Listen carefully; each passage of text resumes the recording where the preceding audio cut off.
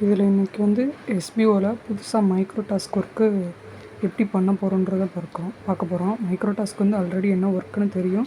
ஆனால் இப்போ பண்ணுற ஒர்க்கை கொஞ்சம் மாற்றிருக்காங்க.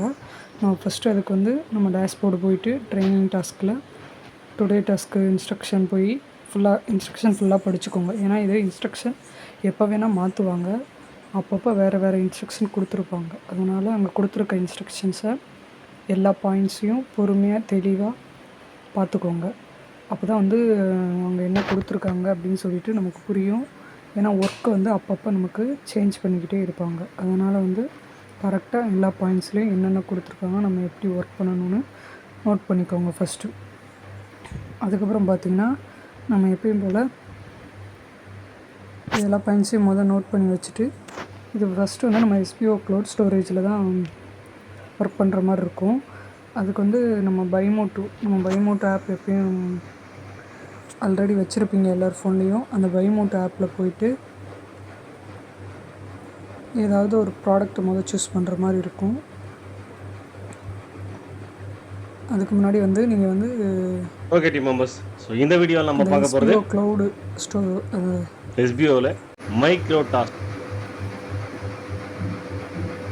எஸ்பிஓ க்ளவுட் ஸ்டோரேஜ் பேஜை ஓப்பன் பண்ணிக்கோங்க. எஸ்பிஓ cloud.comனு இருக்கும். அதுக்குள்ளே போனீங்கன்னா க்ளவுட் ஸ்டோரேஜ் ஓப்பன் ஆகிடும். அதில் வந்து உங்களோட யூசர் ஐடி பாஸ்வேர்ட் போட்டு ஃபஸ்ட்டு லாகின் பண்ணிக்கோங்க. லாகின் பண்ணதுக்கப்புறம் டேஷ்போர்டு வரும். டேஷ்போர்டில் போயிட்டு நம்மளோட க்ளவுட் ஸ்டோரேஜ்னு ஆப்ஷன் இருக்கும். அந்த க்ளவுட் ஸ்டோரேஜ் ஆப்ஷனை கிளிக் பண்ணிக்கோங்க. அதுக்குள்ளே போனதுக்கப்புறம் பப்ளிக் ப்ரைவேட்னு 2 இருக்கும். ப்ரைவேட் நம்ம ஓன் யூஸ் பண்ணுறது, பப்ளிக் வந்து அதில் தான் நம்ம போஸ்ட் வந்து போடுவோம். அப்போ பப்ளிக்குன்றதை கிளிக் பண்ணிக்கோங்க. அதுக்கப்புறம் பைமோட்டோ ஆப்குள்ளே போயிட்டு நம்ம ஏதாவது ஒரு ப்ராடக்ட், இதில் வந்து நிறைய ப்ராடக்ட் இருக்கும். டெய்லி ஒரே ப்ராடக்டை போடக்கூடாது. தினம் ஒவ்வொரு ப்ராடக்ட் எடுத்து நம்ம டாஸ்க் எப்போல்லாம் பண்ணுறோமோ அப்போல்லாம் ஒவ்வொரு ப்ராடக்டை எடுத்து பண்ணுற மாதிரி இருக்கும். ஸோ ஏதாவது ஒரு ப்ராடக்ட் எடுத்துகிட்டு அதை கிளிக் பண்ணிவிட்டு ப்ராடக்டோட மேலே கொடுத்துருக்க product title plus product image, அது ரெண்டும் நல்லா தெரிகிற மாதிரி ஃபஸ்ட்டு ஒரு ஸ்க்ரீன்ஷாட் எடுத்துக்கணும். உங்களுக்கு என்ன ப்ராடக்ட் வேணுமோ எதை வேணால் சூஸ் பண்ணிக்கலாம். அதோட டைட்டிலும் இமேஜும் தெரிகிற மாதிரி ஸ்க்ரீன்ஷாட் நீங்கள் எடுத்துக்கிறணும். அதுக்கப்புறம் அதோடய டைட்டிலை வந்து நம்ம காப்பி பண்ணிக்கணும். அதோடய டைட்டிலை காப்பி பண்ணிவிட்டு க்ளவுட் ஸ்டோரேஜில் போயிட்டு அந்த பப்ளிக்குள்ளே போயிட்டு அப்லோடு ஃபைல்ஸை கிளிக் பண்ணிவிட்டு அதுக்குள்ளே போனோன்னே டைட்டில்னு இருக்கும். அந்த நம்ம காப்பி பண்ண டைட்டிலை வந்து இங்கே பேஸ்ட் பண்ணிக்கணும். அப்புறம் டிஸ்கிரிப்ஷன் இருக்கும். நம்ம திரும்ப பைமோட்டில் போய் எந்த ப்ராடக்ட்டோ அதோட டிஸ்கிரிப்ஷன் கீழே கொடுத்துருப்பாங்க. நீங்கள் கீழே ஸ்க்ரோல் பண்ணி வந்தீங்கன்னா அந்த ப்ராடக்ட் கீழே அவங்களே டிஸ்கிரிப்ஷன் கொடுத்துருப்பாங்க. அந்த டிஸ்கிரிப்ஷனில் வந்து மினிமம் ஒரு 10 வேர்டாவது இருக்க மாதிரி போட சொல்லியிருக்காங்க. அந்த மினிமம் 10 வேர்டு இருக்க மாதிரி அந்த கீழே கொடுத்துருக்க டிஸ்கிரிப்ஷனில் போயிட்டு நீங்கள் காப்பி பண்ணி எடுத்துக்கலாம். அவங்க கொடுத்துருக்க வேர்ட்ஸ்லேயே ஒரு 10 வேர்டாவது இருக்கிற மாதிரி காப்பி பண்ணிக்கணும். தென் காப்பி பண்ணிவிட்டு மறுபடியும் நீங்கள் போய் க்ளவுட் ஸ்டோரேஜ் போகணும். க்ளவுட் ஸ்டோரேஜில் போய் அங்கே டிஸ்கிரிப்ஷனில் இதை வந்து பேஸ்ட் பண்ணிடணும். பேஸ்ட் பண்ணிவிட்டு கீழே சூஸ் கேட்டகரின்னு கொடுத்துருப்பாங்க. அங்கே மைக்ரோ டாஸ்க்கு கிளிக் பண்ணிக்கோங்க. அதுக்கப்புறம் நம்ம ஸ்க்ரீன்ஷாட் எடுத்து சப்மிட் பண்ணணும். சூஸ் ஃபைலில் போய் உங்களோட ஸ்க்ரீன்ஷாட் எங்கே இருக்கோ அந்த ஸ்க்ரீன்ஷாட்டை வந்து நீங்கள் சூஸ் பண்ணி செலக்ட் பண்ணிவிட்டு அப்லோட் கொடுக்குற மாதிரி, சப்மிட் கொடுக்குற மாதிரி வரும். இப்போ நீங்கள் சப்மிட் கொடுத்தோன்னையும் நம்ம பண்ணி முடித்த ஒர்க்கு அங்கே ஷோ ஆகும்.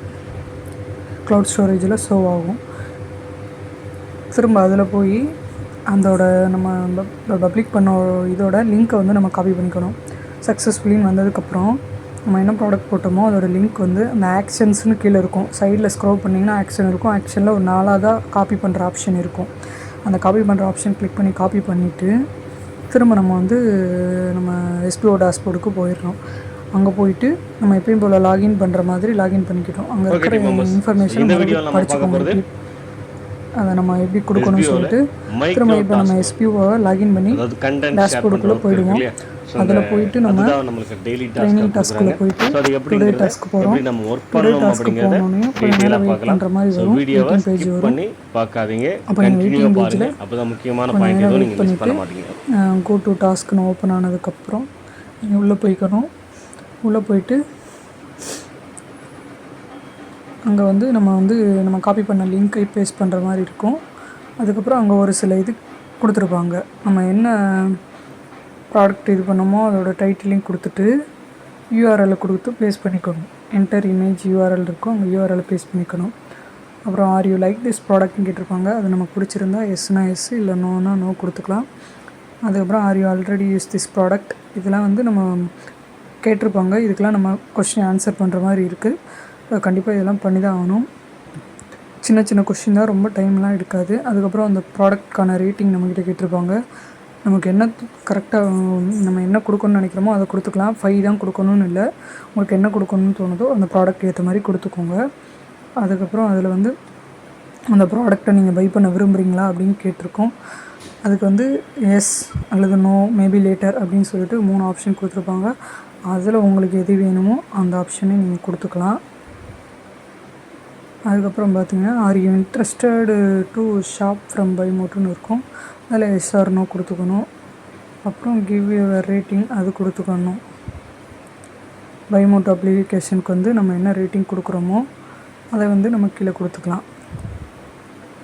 அது வந்து உங்களுக்கு என்ன தோணுதோ இதை வந்து கரெக்டாக அதை கொடுக்கலாம். இது தான் கொடுக்கணும் அப்படின்னு தான் எந்த ஒரு கட்டாயம் இல்லை. ரேட்டிங் வந்து பைமோட் அப்ளிகேஷனுக்கு ரேட்டிங் 5 தான் கொடுக்கணும் அப்படின்லாம் இல்லை. நமக்கு என்ன விரும்புகிறோமோ, அதாவது நம்ம அந்த ஆப்புக்கு என்ன ரேட்டிங் கொடுக்கணும்னு விரும்புகிறோமோ அதை கொடுத்துக்கரலாம்.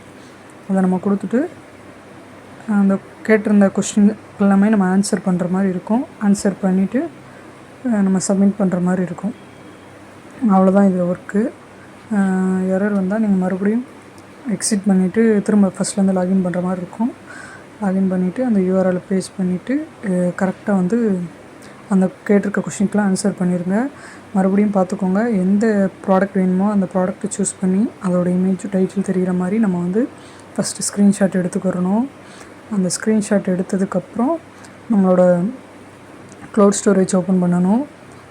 அந்த க்ளவுட் ஸ்டோரேஜ் ஓப்பன் பண்ணிவிட்டு அதை வந்து நம்ம டைட்டில், டிஸ்கிரிப்ஷன், ஸ்க்ரீன்ஷாட்டு கொடுத்துட்டு நம்ம அப்லோட் பண்ணிக்கணும். திரும்ப அதோடய லிங்க்கை காப்பி பண்ணிக்கிட்டு நம்ம மறுபடியும் எஸ்பிஓ டேஷ்போர்டு போய் எஸ்பிஓ டேஷ்போர்டை ஓப்பன் பண்ணிவிட்டு அந்த டுடே டாஸ்க்குள்ளே போயிட்டு நம்ம காப்பி பண்ண லிங்க்கு, டைட்டிலு எல்லாத்தையும் பேஸ்ட் பண்ணிக்கணும்.